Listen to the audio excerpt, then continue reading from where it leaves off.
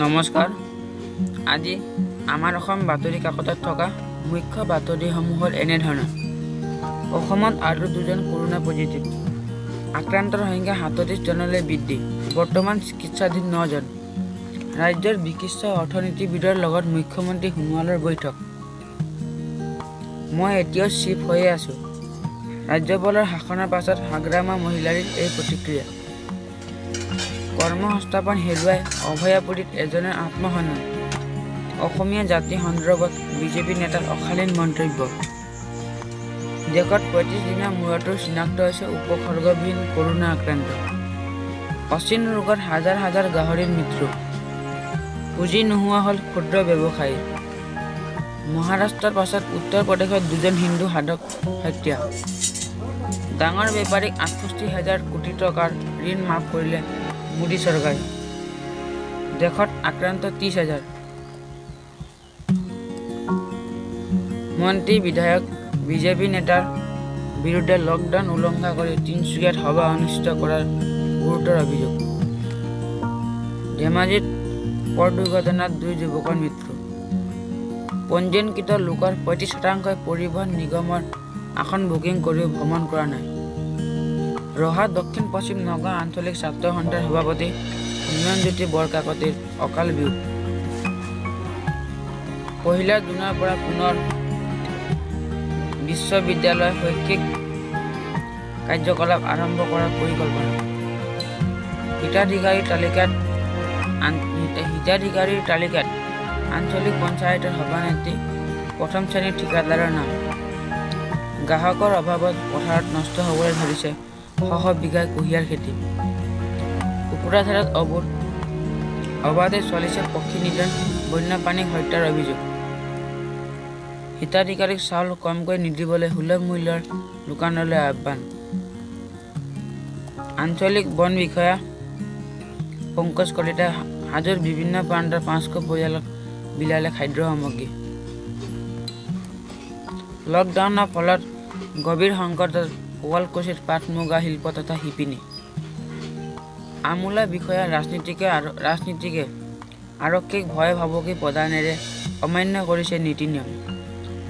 শিশু তথা মহিলাৰ সুৰক্ষাৰ দিশত টেলিফোনিক যোগে কাউন্সেলিঙৰ ব্যৱস্থা। নলবাৰীত জাপি শিল্পী পৰিয়ালৰ মাজত খাদ্য সামগ্ৰী বিতৰণ।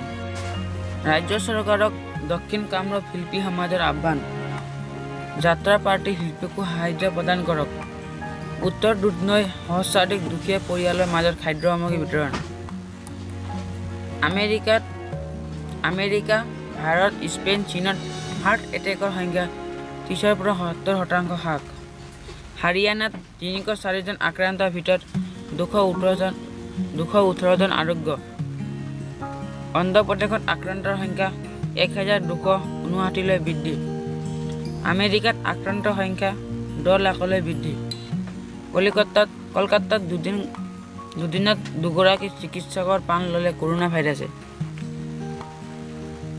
30 এপ্ৰিলৰ পাছত টেক্সাছত নাথাকিব লকডাউন।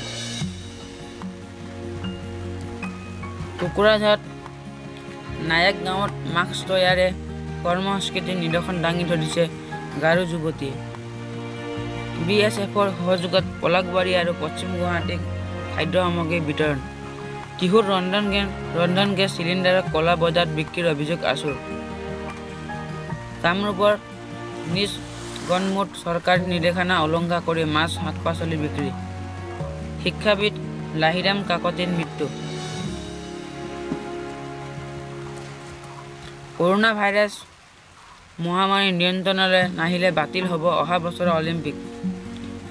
এয়া প্ৰত্যাহ্বানজনক সময়। মনপ্ৰীত। US অপেন বেডমিণ্টন স্থগিত। ডিচেম্বৰ-জানুৱাৰীত ইণ্ডিয়া অপেন আয়োজনৰ বাবে সাজু ভাৰত।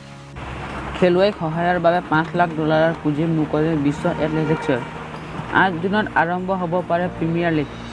ভাৰতত আবদ্ধ হৈ থকাৰ অন্তত স্বদেশলৈ ৰাওনা ফেশ্বন। 91 গৰাকী খেলুৱৈক সহায় তামিল ইকবালৰ।